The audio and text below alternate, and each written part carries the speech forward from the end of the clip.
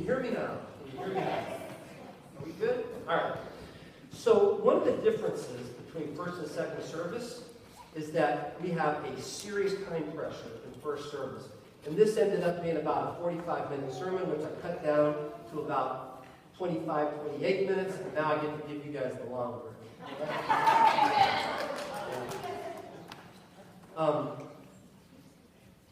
Last week, Jeff spoke about joy.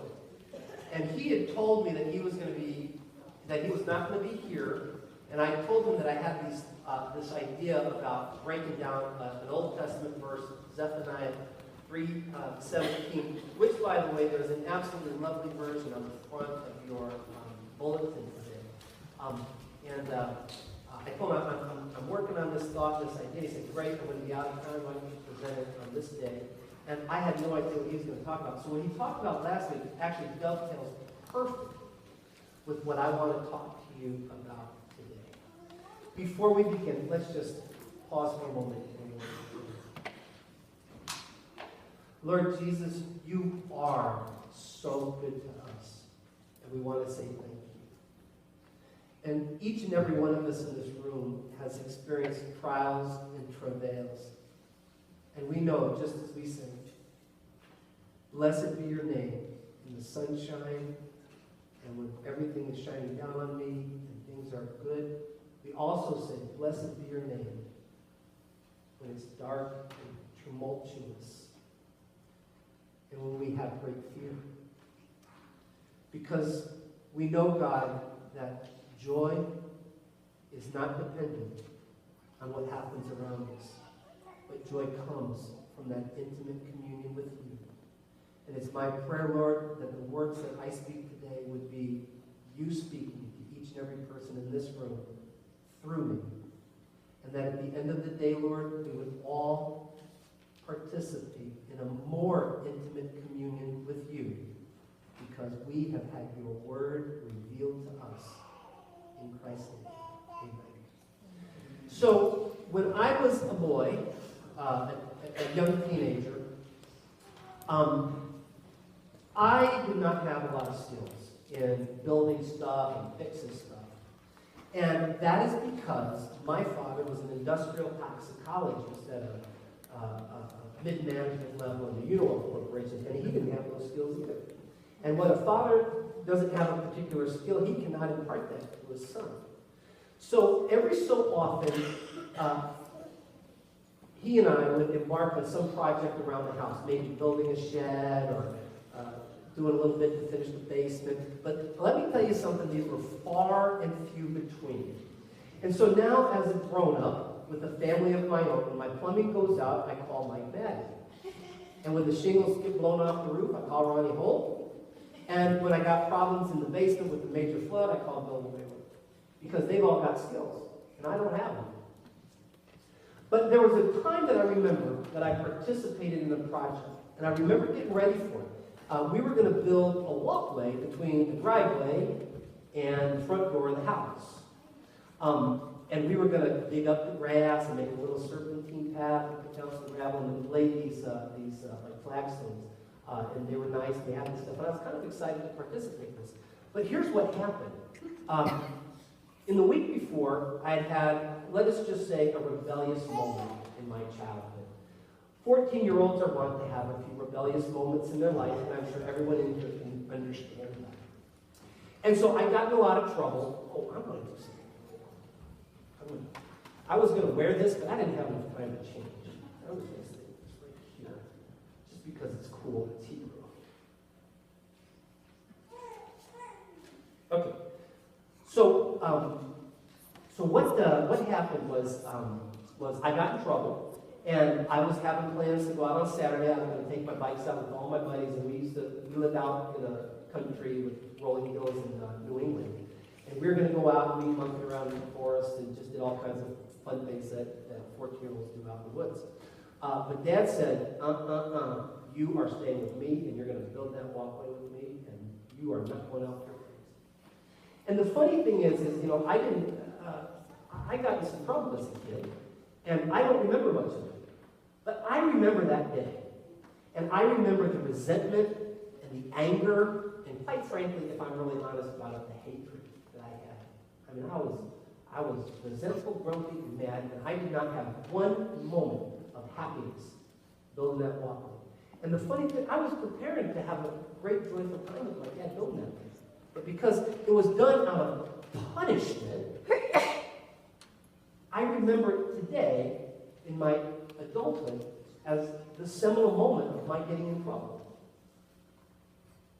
And when I started to prepare this message, I got to thinking about that day, and I asked myself, why is it that I'm doing something that I like, and I'm hating it so much? And I'm realizing it's because it was done out of punishment. It was done out of retribution, not really retribution, but out of justice, I guess. And I have this very powerful memory. And I got to thinking about that moment, and I said to myself, isn't life kind of like that? I mean, I think if we're all honest, we can say we've all had those moments. Perhaps at work, okay? We have the blessing of our jobs, where we provide for our families. And yet we can sit there at work and talk about how stupid and idiotic the management is. They don't know what they're doing over there. Or we can look at our coworkers and say to ourselves, they're not pulling their weight. I just can't do it. It makes me so mad. I'm over here pulling half the work of him too. Or perhaps it's people that are below you on the food chain, and you're sitting there saying, I could really be something if it just wasn't for that person. We bring that resentment home for us. We let these circumstances dictate the happiness or joy that we have when we're sitting there doing something that matters and means something. Or maybe it's at home. We get home after that day of work where you're pulling everybody else's weight, and you're kind of grouchy around the table, and the kids irritate you, and you're kind of snapping at them sometimes. I never snapped at you, did I, Elizabeth?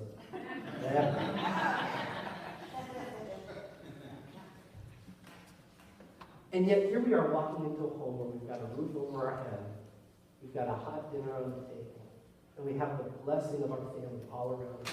And yet all we can find is this little bitter, angry, grumpy place that we live because the circumstances of our life dictate our feelings and emotions.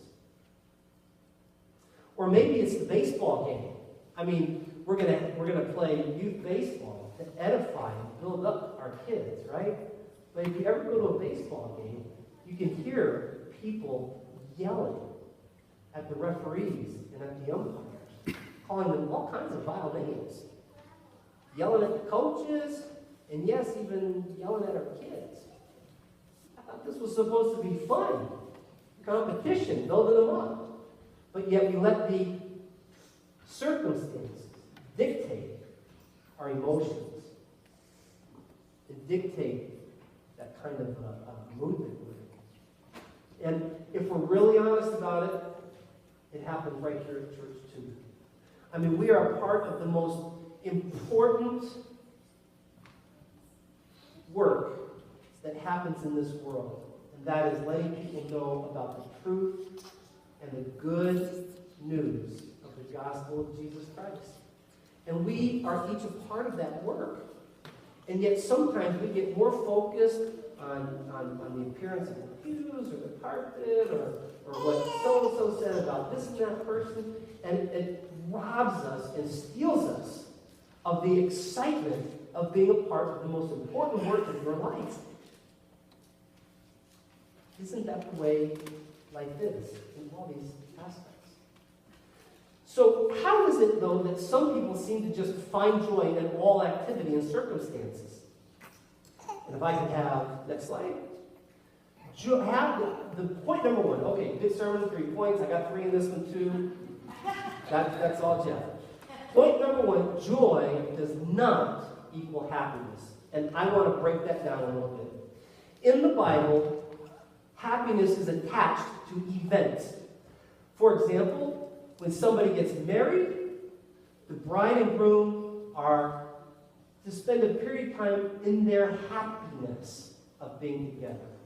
And when a baby is born, how happy is the mother and father, how blessed they are to have these children. And Solomon put it this way in Ecclesiastes: when times are good, be happy. It sounds like a contemporary Jamaican song. Now, joy is a little bit different. When the Bible speaks of joy, it's attached more to a state of being in which we trust God is working through and in us. Now, the root, when we read joy, for example, in James, when we read the word joy, the Greek word is chara, C-H-A-R-A, which means to be exceedingly glad.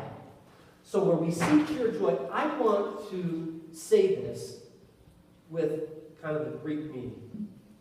And James says this. He says, consider it pure, exceeding gladness, my brothers and sisters, whenever you face trials of many kinds.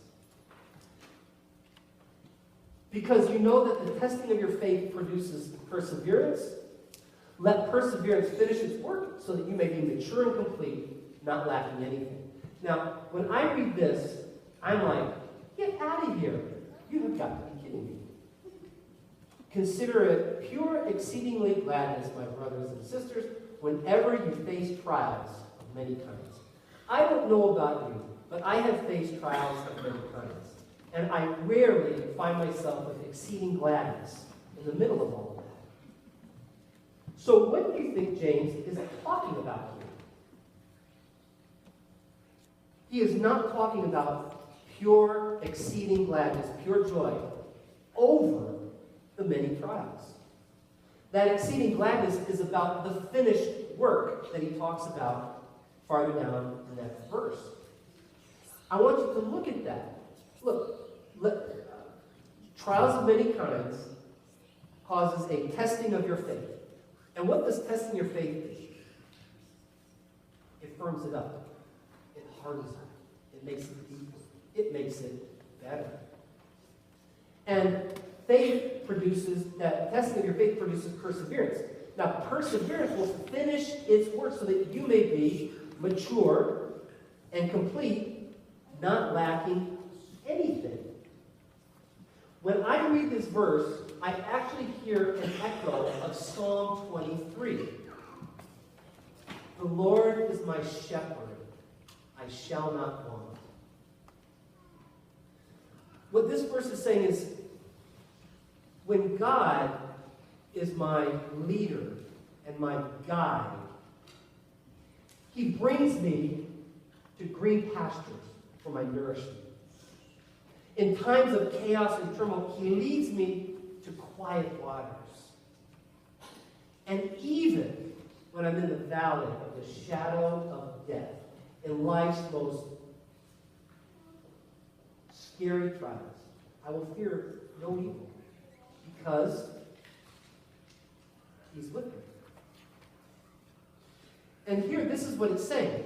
You will be mature and complete, not lacking anything. That means you will have no want.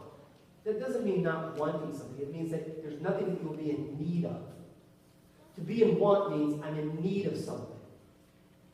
And when he says, the Lord is my shepherd, I shall not want, means I will be lacking nothing.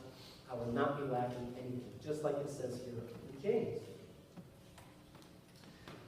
So, what this is teaching us is that deep, unifying, loving joy, deep, abiding joy, comes as we persevere through trials with God's help and his presence in and with us. And our faith matures and is strengthened. That's where joy comes from. So, happiness tends to be fleeting and depends on temporal factors like circumstances and other people. But joy, next slide, but joy, on the other hand, is true contentment that comes from internal factors like our faith in the Lord. True joy is everlasting, not dependent upon circumstances. So this is the difference. Happiness is external, but joy is something that's internal. Happiness depends on circumstances, whereas joy is completely independent of circumstances. Happiness is temporary. It comes and it goes. But joy is everlasting. It's a long-term part of who we are. Happiness is an emotional response to good stuff that happens. But joy becomes a part of our character. And finally, happiness is something that we receive. But joy is something that we become. Now, when I go and play golf, which I haven't done in a long time, except I did just a few days ago for the first time in 3 years, and it was a great joy. I like to peruse all the new golf clubs that the pros have over there at Winchester. And, every now and then you just, you defy all the right things of personal finance, and you plunk down some money and you buy that greater, bigger breath that's going to give you an extra 20 yards from the drive. And when you do that, you have great happiness. I mean, it is a joy to behold this greater, bigger birth. And you have this joy because of the confidence that when you step onto that tee, you're going to hit the ball 20 yards farther than the last time you played. And so you step up to the tee with your greater, bigger Bertha. You wind that baby up. Boom! There it goes. Off into the woods. 20 yards to the right.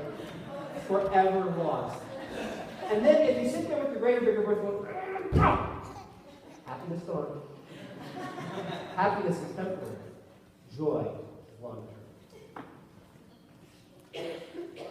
So the question becomes, how do we get there? And quite frankly, I'm not as interested in talking about how to find happiness. Not that there's any problem with being happy, it's a great thing, but happiness from circumstances comes and goes. But joy is a part of who we can become. And next slide, please. And I am interested in our journey of finding joy. Now, this is not my definition. I found this, and I'm gonna rip it off.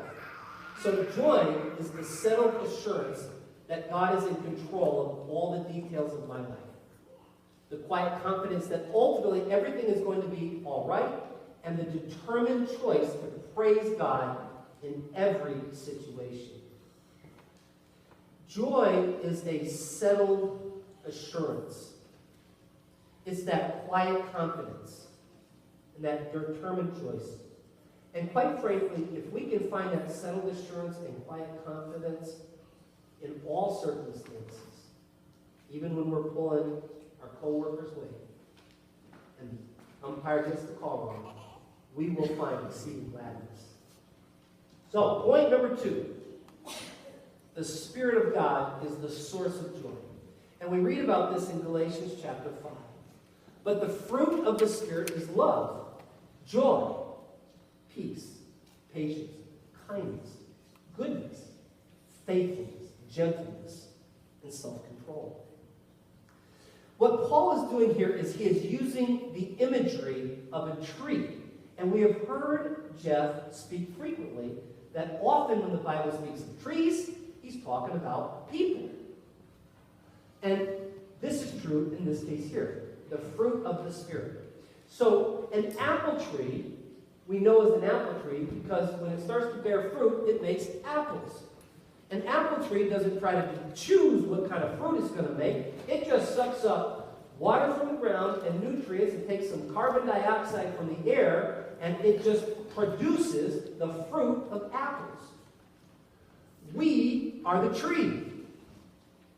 And when we have the Spirit of God inside of us, and we allow Him to control who we are, what we are, and guide us, then we produce something. We don't try to do it. We don't work at it. It just happens when the Spirit of God is in and through us. And what we produce in our life is love and joy and peace and patience and kindness.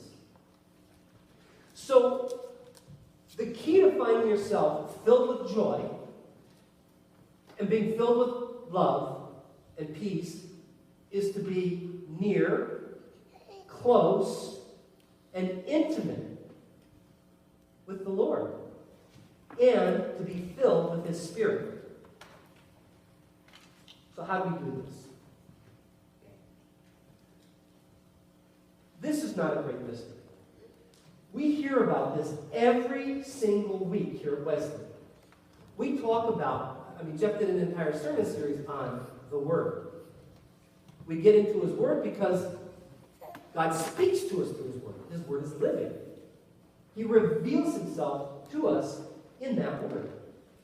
We come here and we worship God. And in that worship, we find the Spirit of the Lord. And in that intimate communion, we get to know Him a little bit better in our worship. And we pray.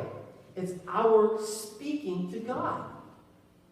Hey, God, what's up today? How about today? But in those prayers, we get to know Him a little bit better. And so what I'm going to do today is we're going to look at His Word to us. We're going to look at Zephaniah 3:17, and we're going to read this as a Hebrew would read it. What I'm going to do is I'm going to take us back to the original language, and the reason is because the English language is boring compared to the Hebrew language.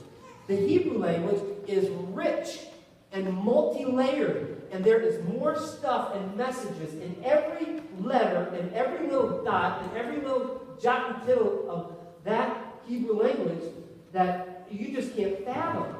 And so what we're going to do is we're going to break down the Hebrew of this one verse to see how a Hebrew would read it, and then I would hope you're going to know God just a little bit better. And in knowing Him a little bit better, you're going to find joy. So, let's get started.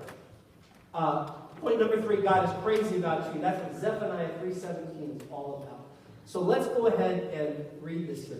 Now, instead of reading this ESV, I want everybody, if you've got a bulletin, to pull it out.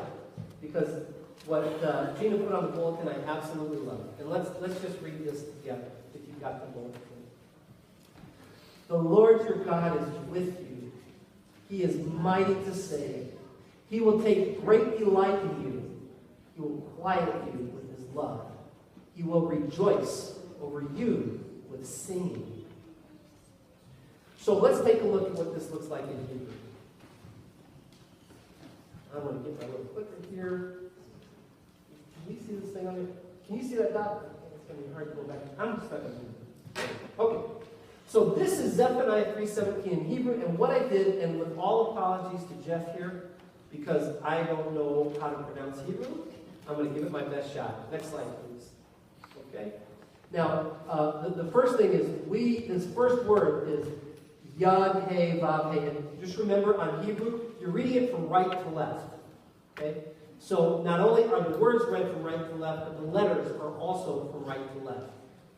And this first word, Yad, He, Vav, He, we would say Yahweh or Jehovah. But a Hebrew might not say that name. That is the sacred personal name of God, and it is in many circles considered unpronounceable.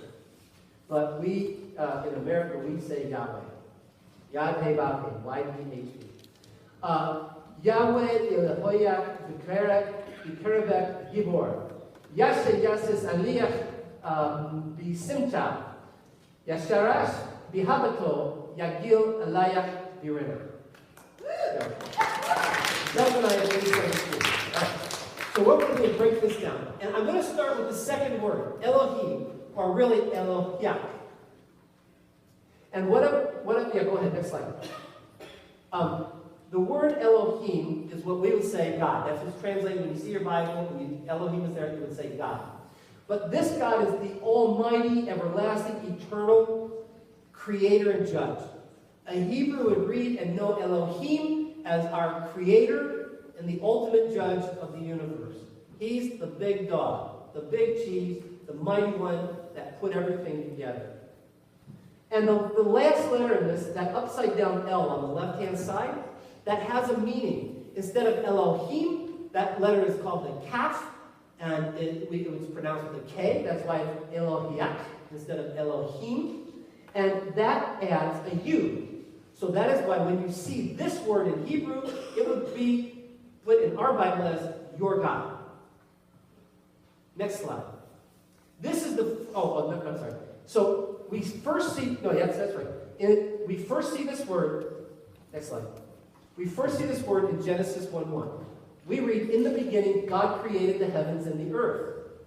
The word God is Elohim, the pre-existing, eternal, almighty creator.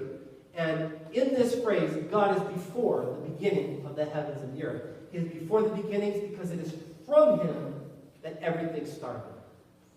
Next slide. Yad-He-Vav-He, Y-H-V-H. This is what we would say Yahweh or Jehovah. This word is from the root to be, and this is God's personal, proper name. It has a connotation of relationship and mercy. Elohim, creator, judge of the universe. Yahweh, your personal, merciful God. Okay? Next slide, please. And we see the revelation, the giving of this name, or the revealing of this name to Moses and to his people in Exodus chapter 6. Now, I have to paint the picture to understand this verse. You need to know what's going on here. So, Moses has met God in the desert. And God tells Moses, I got a job for you. I've seen the suffering of my people. I want you to go talk to Pharaoh, and you tell him to let my people go so they can come worship me. And Moses said, okay. And he said a bunch of other stuff besides that. So he goes to Pharaoh, and he says to the people first, he says, I've met God, and God's going to deliver you. And they have a big party. They cheer and say, yay, we got God on our side. And haven't heard from him in so long, and this is great. So Moses goes to Pharaoh, and he says, I met God. He has a message for you. He says, let my people go so that they can go have a feast for me out in the desert. And Pharaoh says, no chance. In fact, you've wasted my time, and you've wasted all of these people's time, and they could have been working while you were talking to them, so I'm going to have them double the effort. I'm not going to give them any straw, and they're going to have to make just as many bricks without as much material, and if they don't do it, they're going to get whipped and flogged and all kinds of other stuff. And so then they get treated harshly. And they say, Moses, you've done enough for us. No more, please. Okay? So Moses goes back to God with that message of the Jewish nation, the slaves, and he says, God, they don't like this. Pharaoh's being really hard on them, and they're really discouraged. And this is what God tells them. This is God's response to that. He says, then the Lord said to Moses, now you will see what I will do to Pharaoh. Because of my mighty hand, he will let them go. Because of my mighty hand, he will drive them out of his country. So what he's saying here is he says, not only will he let them go, but he's going to throw them out. And God also said to Moses, I am the Lord. Y-V-H-V, Yod-He-Vav-He. I appeared to Abraham, to Isaac, and to Jacob as God Almighty. I appeared to them as El Shaddai, God Almighty. When I met Abraham, Isaac, and Jacob, and all your patriarchs, I was God Almighty. I was El Shaddai to them. But Moses, to you and your people now I am Yod-He-Vav-He. It's like, I'm done. If I say, I'm Ken, please, I'm not Dr. I'm Ken. That's what God's doing. He's still El Shaddai. I'm still a doctor. But there is a personal, intimate relationship that occurs when people come to me and they say, Ken, rather than Doc. And God goes up to Moses and he says, I am now revealing my name to you, my personal name. I am Yod-He-Vav-He. I am, we say the Lord, but it would be, this is my name. It's not just the Lord as a title. It is his name. I am Ken. I am Yod-He-Vav-He. That's who I am. I appeared to Abraham, to Isaac, and to Jacob as El Shaddai. El Shaddai. I'll deliver, and I'll give you this mighty nation, and you'll have children that have more stars in the sky and sand in the sea. El Shaddai. Moses, now I'm revealing to you, I'm Yahweh. But by my name, Yahweh, I did not make myself fully known to them, but I'm making myself known to you. It is a very personal and intimate moment in the life of God and his people, right here in Exodus chapter 6. Next verse. Next slide.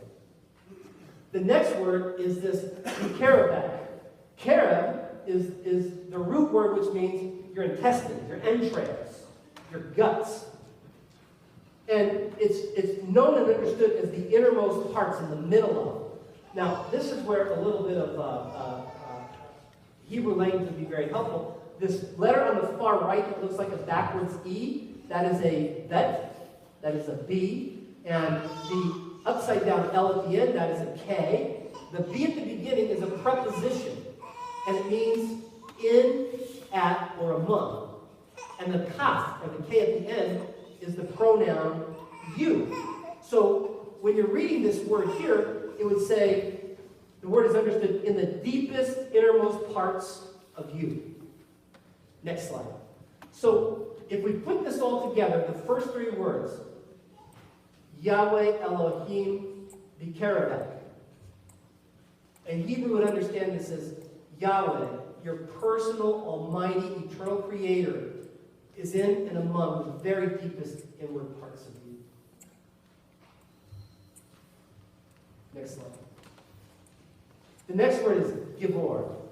And this has the notion of a vigorous, strong hero champion. So I don't know if there's any basketball fans here, but when we get to the NCAA tournaments, which is my personal sports pinnacle, that's my favorite event of the year.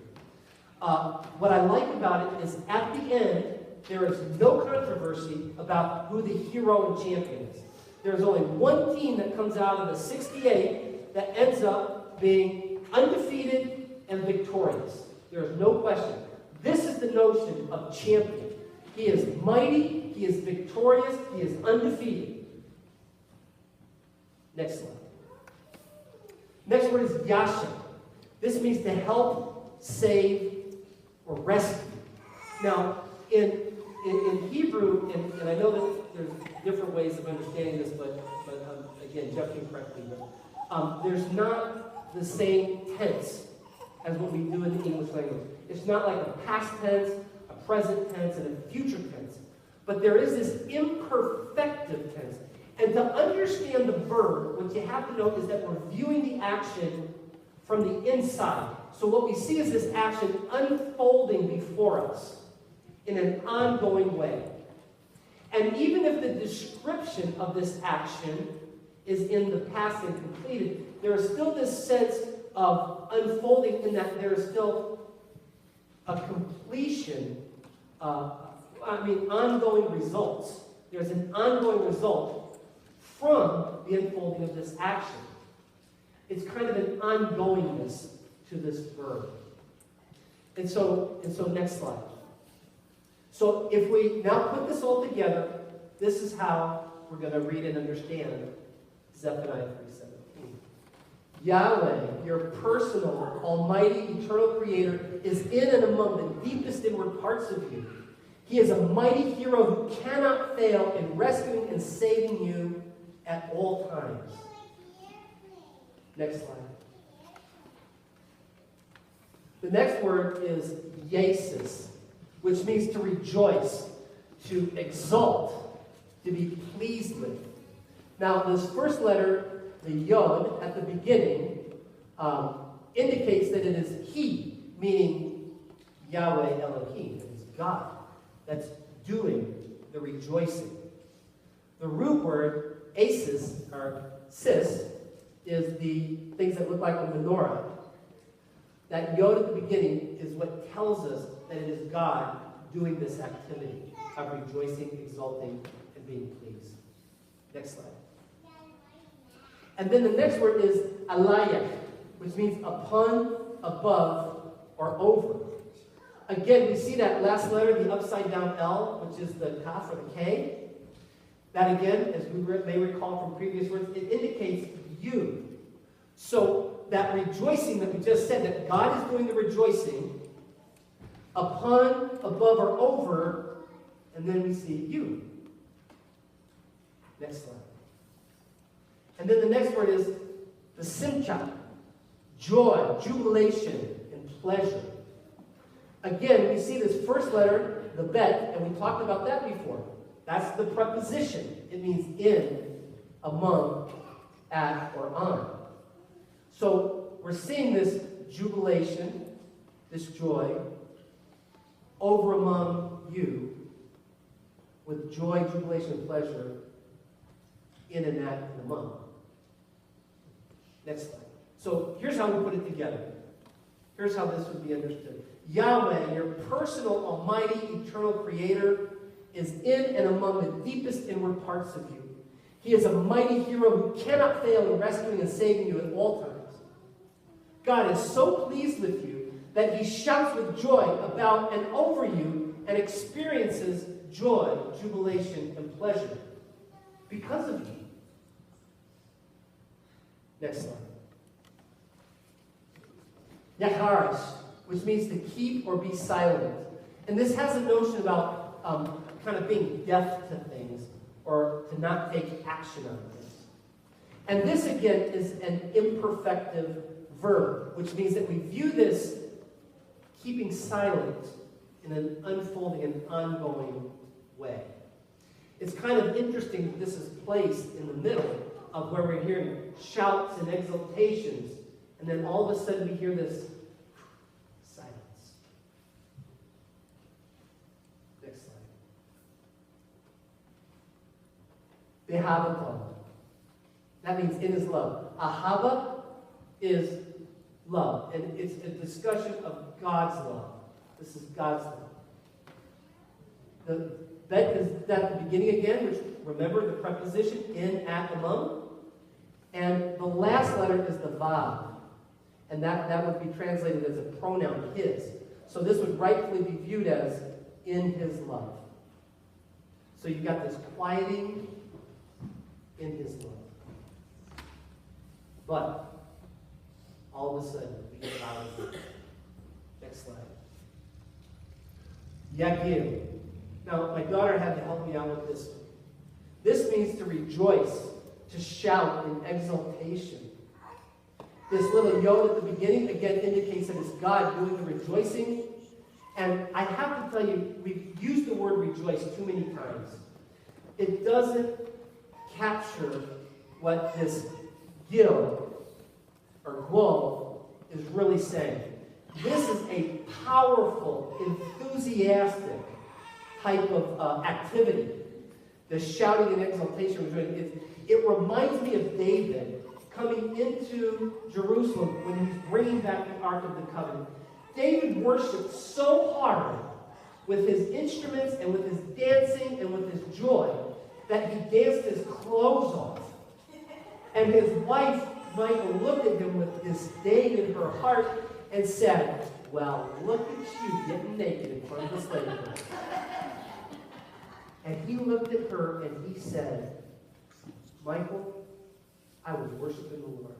And I will get even more undignified than this, if that's what it takes." That's the picture of what we're talking about here. It's wild, exuberant dancing, shouting, rejoicing. This particular word indicates a very powerful and enthusiasm behind the activity. Next slide. That's right. Aliyah.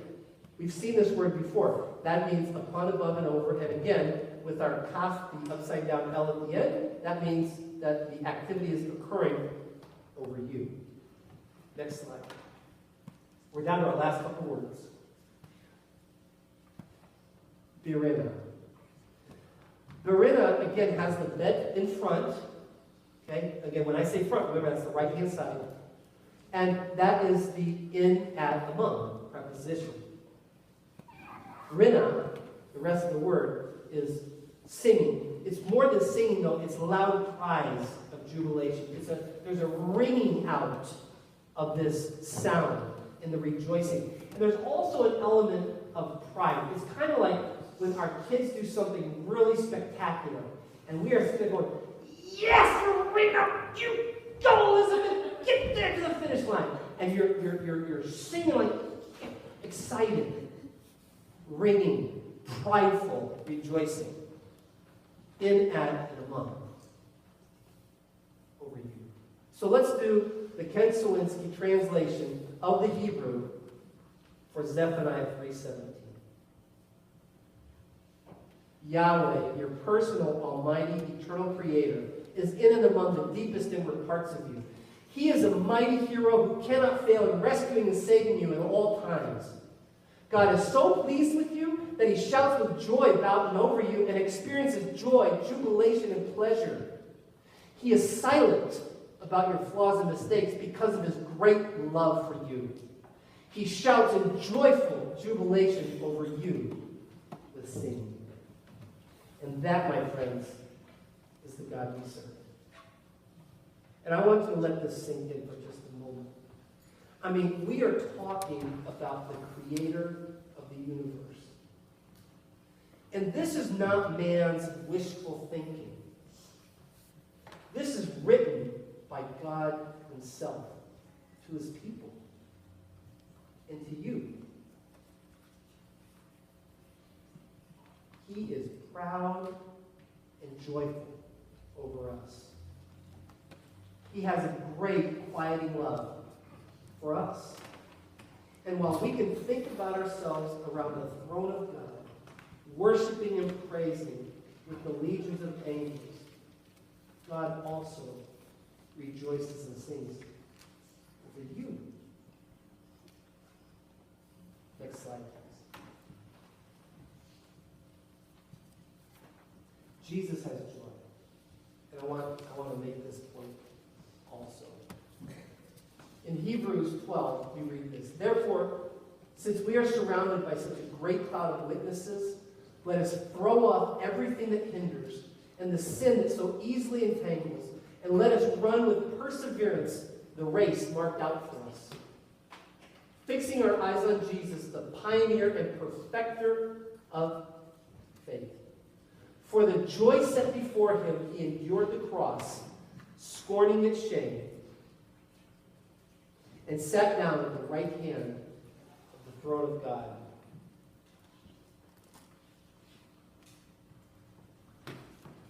It's God that considers you a pure joy.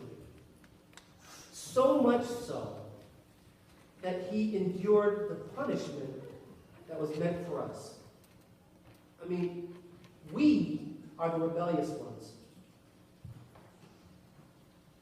We deserve separation from God. But God understood that we could not make amends for ourselves. And the creator of the universe, and the maker of life, the almighty and limitless one, limited himself to become one of us. And he didn't just do that, but he served, he taught us what God was like, and then he died and suffered a cruel and humiliating death, so that we could be reconciled and return in a perfect relationship with no guilt. None. And what did Jesus consider? He considered it joy. No, not the punishment. That was torture. It was awful. He was separated from God and cried out, Elohim, Elohim, Elohim, Eloi, Eloi, lama sabachthani. My God, why have you forsaken me? It was a terrible, terrible moment in the life of Christ. But he counted it worth it. We sometimes have the image of Jesus getting plucked out and being the sacrificial lamb for us, and we're grateful for that. But do you see, Jesus did it willingly, and he did it understanding the pain and the suffering he was going to experience, because he had you in front of him saying, that is my prize. You are the prize of Jesus Christ and the reason why he went through that suffering, and he counted it joy. You are his joy.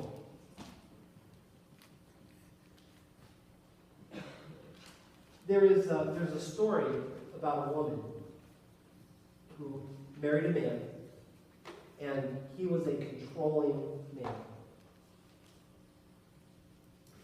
After they got married, he presented her with a list of 15 things that he was going to measure her by as a wife. And on it was points about how his food was to be prepared, and how his clothes were going to get washed, and how they were to be pressed and put away, and about how the cleanliness of the house, and all kinds of other things. And each and every day, he would measure his wife up by this list. He'd say, you're here, got that done. And the quality of this wife was measured by this man's rule book. They did not have an intimate relationship. She endured this relationship, however, and one day he died. And after a period of time, she met a man that loved her. And he made no demands. There were no rules. And he adored her, and he cared about her, and he loved her, and she could just do no wrong. And she loved him back. And they had a very deep, rewarding, and intimate life together. And eventually, as they got older, they needed to downsize their house, and they're cleaning everything through. And she opened a box, and she pulled out a piece of paper, and she started to laugh. And the reason she was laughing is because she found the list of rules that her husband had given her. And the reason she chuckled is because she was in everything on that list for her husband. And it was a pure joy to her. It was a pure joy to her. And that is a picture of our Christian walk in life. It is through this relationship with a God who would take care of us and love us and die for us and rescue us and bring us back into right relationship with him, that we respond with the work that we do and the love that we have for him.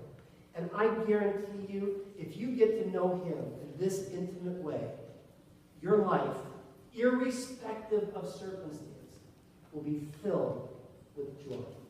It's impossible for it to be otherwise. Lord Jesus, you are so good to us, and we want to say thank you. And it's my prayer, Lord, that that your Spirit would just infuse every aspect of our life. And that through reading your word and understanding it, like Zephaniah 3:17, Lord, that we would get to know you better in a deep and real and intimate way. And we ask, Lord, that through that relationship, we would change. And that the fruit of our life would be love and joy and peace and patience and kindness and goodness and gentleness, faithfulness and self-control. And we give you all the glory and praise and thanks for everything that we are and that we're going to become. In Christ's name. Amen.